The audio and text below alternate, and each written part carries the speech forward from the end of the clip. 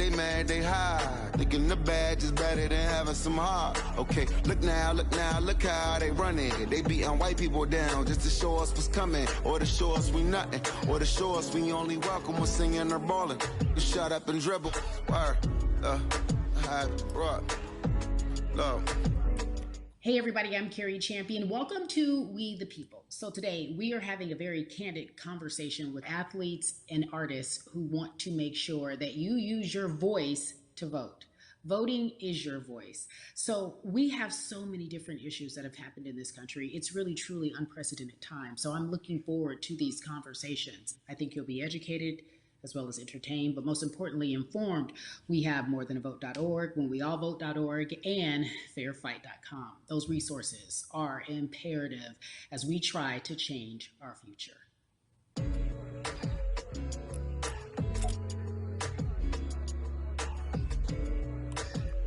Yeah, la. There's no way that we can talk about hip hop or even the fact that we want to talk about activism, black voter suppression, without bringing in this guy straight from Port Arthur, Texas. We are talking about Bun B. He is an activist, a scholar, and an all-around gentleman. Thank you so much for spending some time with us. Bun, I don't want to start heavy, but I guess I have to because that's where we are in the world today. It's heavy as hell. And when you think about what needs to happen in this country in terms of change, what's the first thing that you think of? Equality. That's pretty much the first thing that comes to mind, right? Black people need to be seen as equals in this world. You know, we had to fight just to be recognized as a full citizen in this country and not 3/5. The world is now seeing what we've known for so long in the culture and in the community. The one way that we can fight is obviously voting. Talk to me about what voting means to you. I hear people all the time talking about one vote doesn't matter and that voting doesn't make a difference. If that's true, why do they work so hard to suppress the black vote? Because they understand the power of the vote. And so it's time that black people collectively also understand the power of their vote. And not just on a national level, because a lot of times we only have this conversation every 4 years. People need to be very much involved in their local politics. They need to understand who their elected officials are, where they stand on issues that affect you. And you need to use your vote to either support the ones that care about you and your condition, or to elect people who do. A newer initiative that we're dealing with is educating felons, right? So in the state of Texas, if you're a felon, right, if you've been to jail or to prison, but you're no longer on probation or parole, you have the right to register to vote.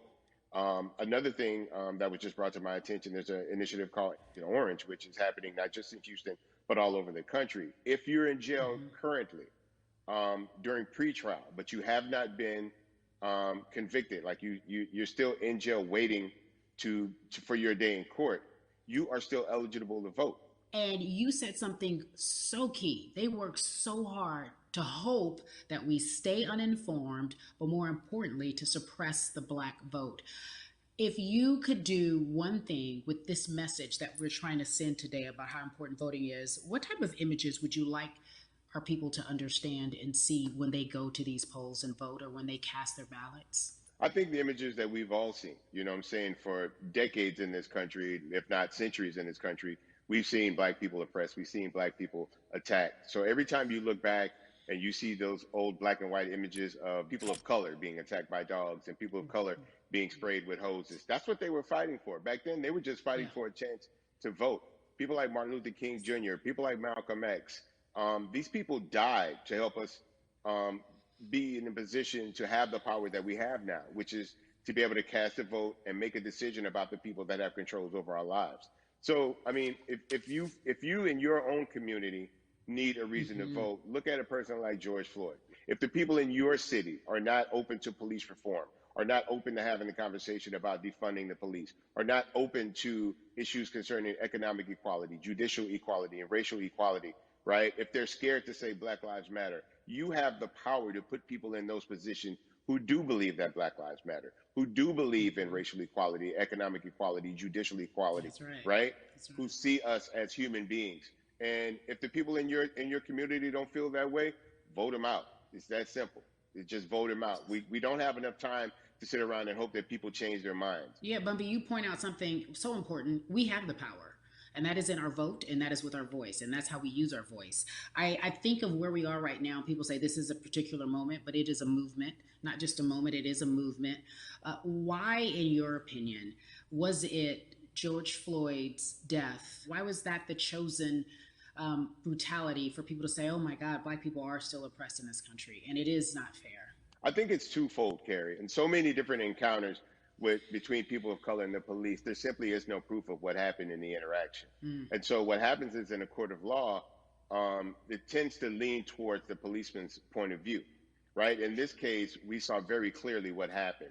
I think the other thing is due to the fact that everyone was at home, basically, during this time period in relation to the coronavirus, you couldn't avoid it, right? It was on every television station. It was on every social media platform.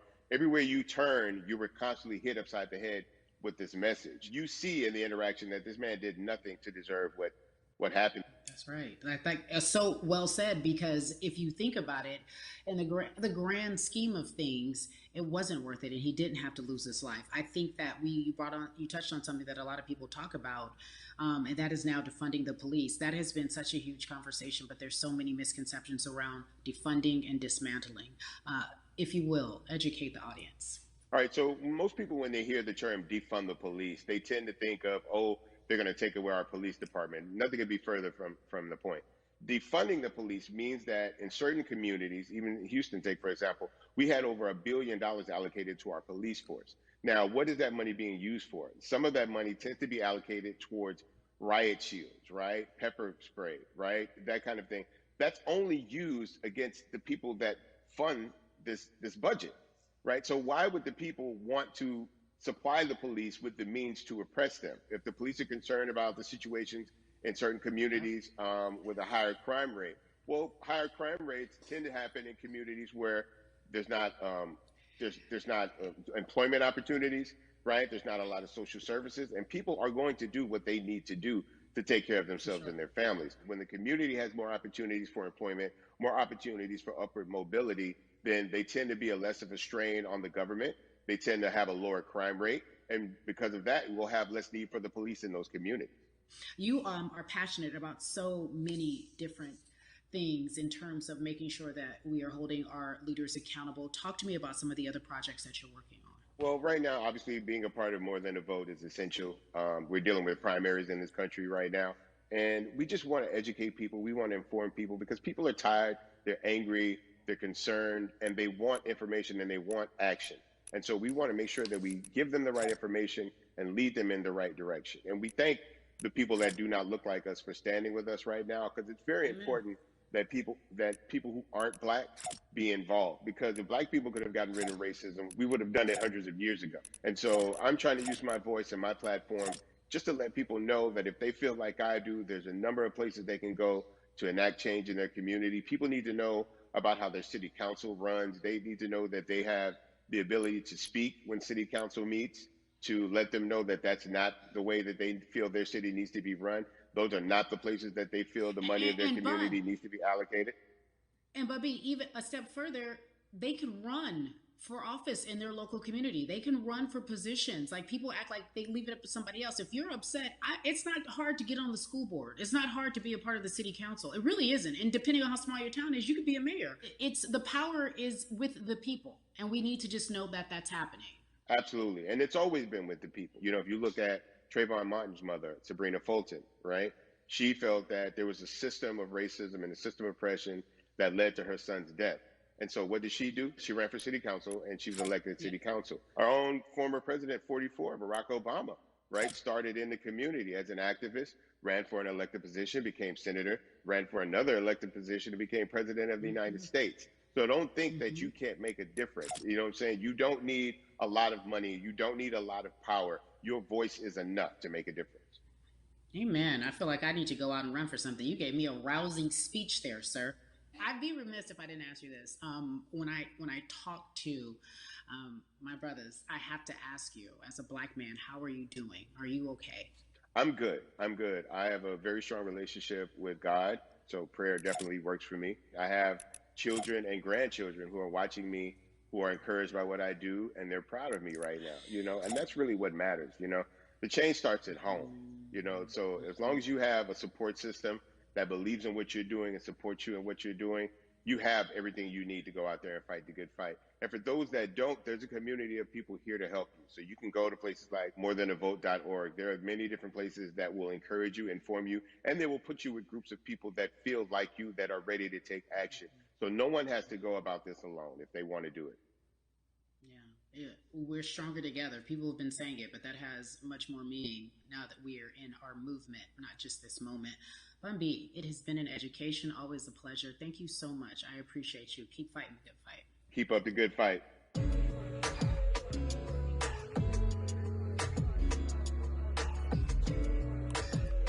Yeah, la la. So our next guest, I have to admit, I'm a fan, but there are so many different people that we could talk to, and I thought it was so imperative that we speak with her. You know her as Molly on the huge, successful show Insecure, HBO's Insecure. She also has a comedy special highlighting her Nigerian roots, and she's an amazing podcaster. Let's welcome in Yvonne Orji, everyone. You have such a beautiful way of making things funny, giving us our medicine with some candy, right? The humor and the healing. You bring all of that to your space. And right now, as you look across this country and how everyone is so broken and so upset, if it's not social injustice, it's the pandemic, it's depression, it's unemployment, the list goes on and on. How are you doing, quite frankly?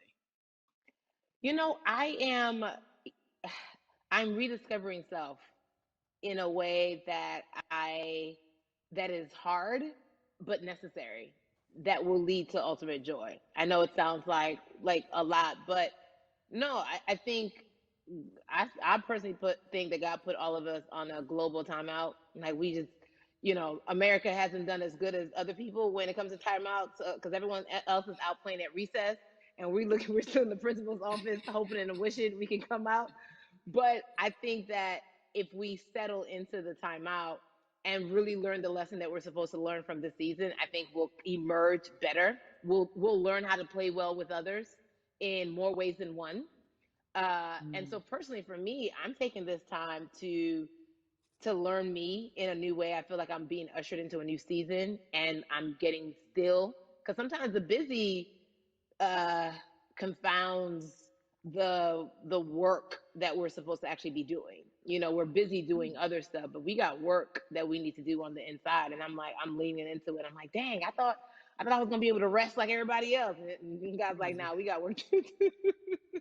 You know what? And I think that's what everybody is saying about 2020. It's demanding that we be better. And you said it's a global timeout. What do you mean by that? Yeah, it's like everyone sit down, be humble, to quote the great prophet Kendrick Lamar. But like, no, seriously, sit down and let's reevaluate some things. Let us unearth and shake up the things that we have been trying to hide within ourselves, within our nation. I think America is going through an unraveling right now, a much needed, a much necessary one. And I think all eyes on us, right? There is no, oh, I was on the subway for an hour, so I didn't miss that thing that happened. No, everybody was home. Everybody, was watching when George Floyd died, and everybody, no one could hide it. Everyone was watching when Amy Cooper called the cops. Like, this is a time where it's like, oh, we can't pretend it away. We can't excuse it away. No, no, no, no. It's a global timeout. Sit down, watch, and let's learn. And globally, it's like, hey, we were going business as usual, but it ain't usual no more. Like that's old. Anytime change occurs, it's very uncomfortable. And so right now we're sitting with we're getting we're getting comfortable with the uncomfortable. The minorities, we've been comfortable with being uncomfortable, because that to me explains just the existence for whatever we want to do, how we break into our careers, how we live our lives, how we find ourselves one of the few or one of the first. And that's a lonely road. When you look at, and when you talk about this global timeout, everybody had to pay attention to Amy Cooper. Everyone had to pay attention to George Floyd. How is that helping us as a people, as a country, during our global timeout? I think, well, one, we're not minorities, Carrie. You already know it. It's like these labels that they put on us. It's like the same way of saying like black on black violence. Also, there's no white on white violence. It's branding. Yeah, right. It's all branding. Yeah, you're right. It's like white people kill white people every single day. So no, there is no black on black violence. And if you say black on black violence, well then let's brand white on white violence. Like, I watch Investigation Discovery. Ain't too many of us being featured. So, I just even like, to answer your question, what does that do? I think what everyone expected is what has happened in the past when the world was still open, right? In that, okay, you had everyone, from Trayvon Martin to Castillo to Sandra Bland, you had all of these lives lost, and Black people made some noise. We rioted, we got out in the streets, we started the Black Lives Matter movement, all of those things. And then white people kind of just like, oh, let's give them something. And then it's just like, is it over? It's like Oscars so Black. Okay, good. We gave some Oscars. Are we good now? Like, are we even? And it's now it's just like, oh, no, no, no, no, no. This is not about like a band-aid. It's like, yo, we might have to amputate the leg a little bit.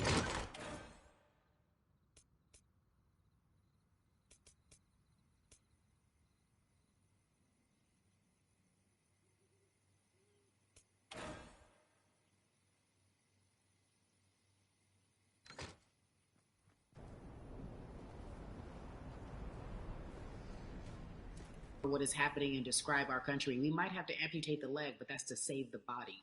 That's what's happening right now. That's beautiful, Yvonne. And to that end, I have to ask you this, because the way that we do that, we use our voice. And our voice right now in this world, in this country, is our vote. And everyone talks about voting and how important it is, but I feel like more than ever we understand that it's not just about voting every 4 years for the man in office. It's about your local elections. It's about the mayor. It is about the district attorney, the people who have the power to bring charges against police if police brutality is an issue in your community. If you care about your school district, you can run for the school board. I ask this of you, right? Your parents are from Nigeria. You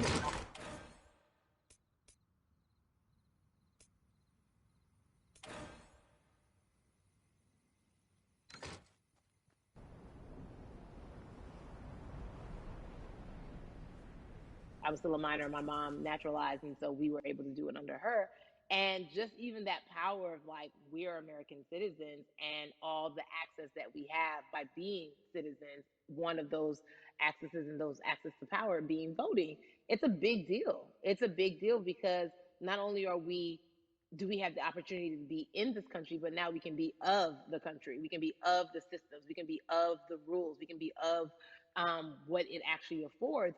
But I think going back to your earlier comment about just the setup of systems, I think we are done a disservice. Either it's schools or whatever it is, and I'm not putting teachers on blast. I think teachers do a phenomenal job, but for some reason, we do not, and give them all the raises. I know too many parents who are like, this child of mine, I do love them, but hey, who, where can I drop them off? And I do think that there's a disservice done because, again, when we talk about them, to your point, we talk about every 4 years. It's important to vote for the presidency. We don't realize, like, oh, snap, we actually can vote about, like, how much our libraries get. It's like small things like that, but they make a big difference. When you think of voter suppression in this country, what does it look like for you? It's the systems. When we talk about voter suppression, we also talk about systematic racism, right?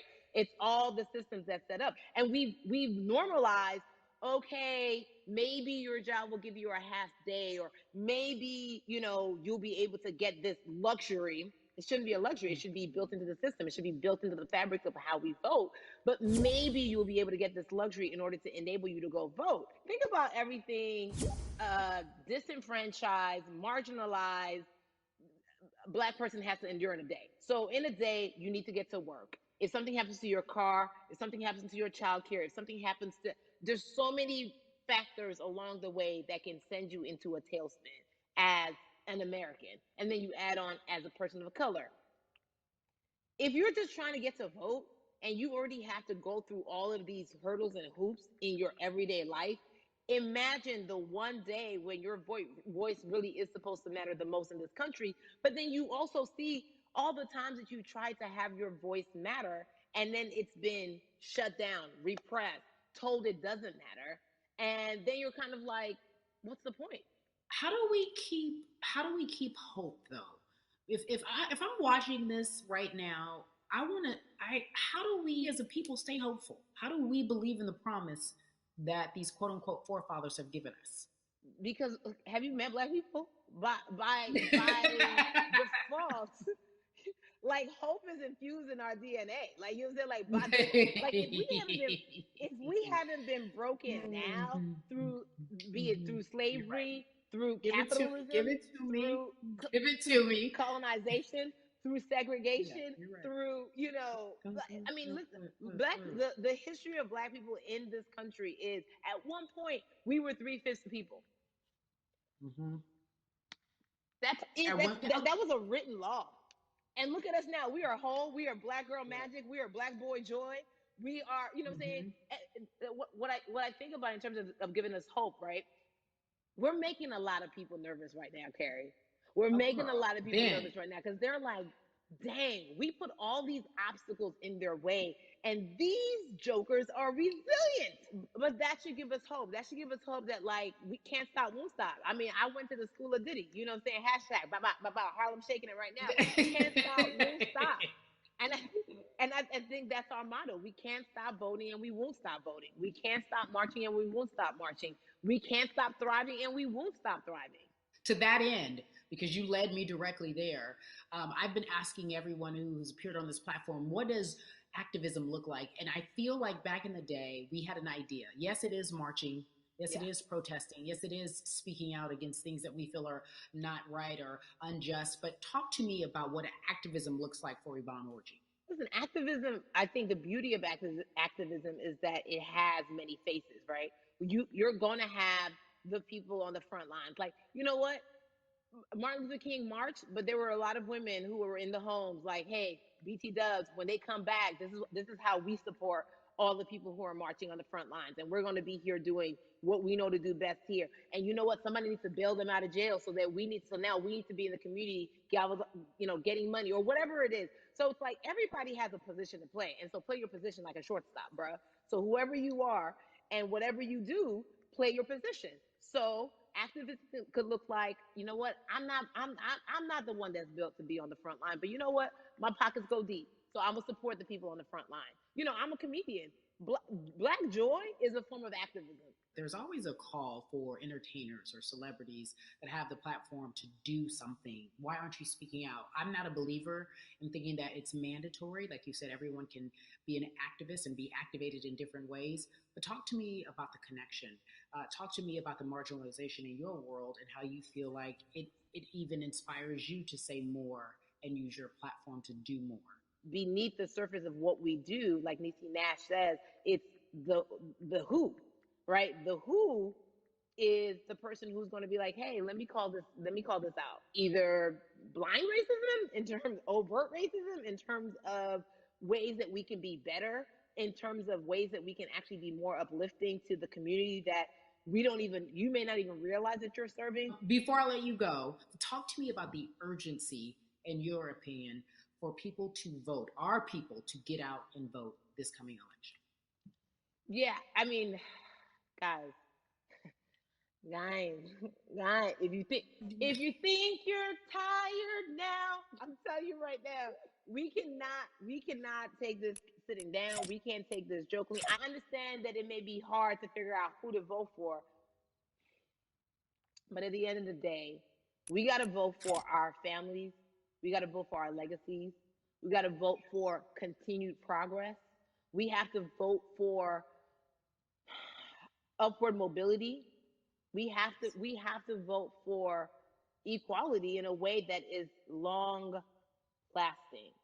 And if we succeeded before, we can do it again. You talk about the hope. This is the time. This is not the time to give up. This is not the time to pretend a way that we haven't made progress. We have. There's still much more to be done. And you know what? We might have to get to a point where we pass the baton to our children and our children's children, but we still have work to do now for that generation. Yvonne Orji, you are everything. You are Molly, but you are not Molly, but I love you so much as Molly on HBO's Insecure. You are an amazing podcaster, Jesus and Jola. Shout out to Lovey. And then we also have movies. Like you, The World, you're a model, a cover model. Also, wait, don't let me forget your hugely successful stand-up comedy special on HBO. Girl, you're doing it all. And I am So grateful. You are truly the dream, not just the American dream. You're the black girl, brown girl, do it all dream, the immigrant dream, everything. You're a beautiful, beautiful soul. I really, really mean that from the bottom of my heart. Yvonne Orgy, ladies and gentlemen, nothing but the best and excellence personified. Thank you so much, my friend. I love you so much, Mama. Mwah.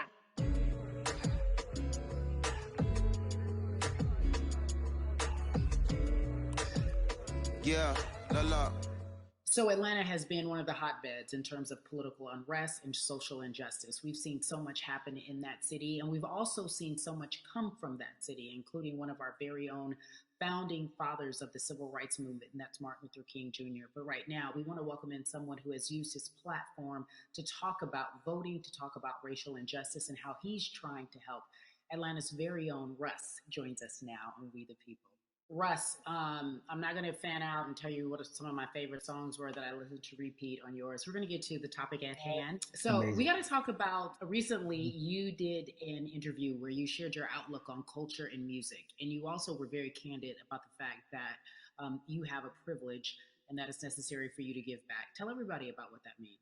As like, it's very obvious I'm white and I'm in Black culture and I'm benefiting financially off of it. So I feel like if you're a white person financially benefiting off of Black culture, you have to put finances back into Black culture. It's just that simple. The screenshots with your feelings, it just comes off like fake empathy because it comes off very dismissive and very oh, that sucks for y'all, but anyway, back to what I was doing. Have you felt that way always, or is it now because of the time of where we are in this country? I've always had the feeling. I think now it's just obviously elevated. It's a new level, and there's new, it's to the point now where you can't. First of all, you can't not say anything. Second of all, though, I just think saying something isn't enough anymore. I think if you have the ability to put money back into a culture that you're financially benefiting from, you have the ability to. You should. It's interesting that you talk about it in that way because some people do believe that silence is the best way to go because it's hard to talk race, especially if you're white and you're in the Black culture. People just feel as if they can't talk about it. They feel awkward. They feel as if they don't have the privilege or the voice or the words. How do you find yourself right now in terms of interacting with people when they want to talk to you about social injustice, police brutality? What's going on in this country right now? Well, first of all, picking and choosing whether you want to be silent or not about race, that's a privilege in and of itself. But no, I mean, I try to just do my best to listen to the Black people around me and the educated Black people I have in my life. So I do my best to not act like I have all the answers for everything, especially in a culture that I'm not from. But that's why when we decided to raise the money for Black Lives Matter organizations, we, when we raised $500,000, we got on the phone with some of the women who started Black Lives Matter. I got on the phone with Tamika Mallory. I was on the phone with Karen Civil and talking with my friends to make sure the money went to like the correct places, and people who really need it. It's just about listening. That's all. It's about listening. Let's talk about that for a moment because the way I think of activism, for me, it looks very differently. It's not necessarily just protesting on the front lines. I think that's great. But what about being an activist in the way in which you have decided to be one? What inspired you? What did it look like? You said you raised money for Black Lives Matter.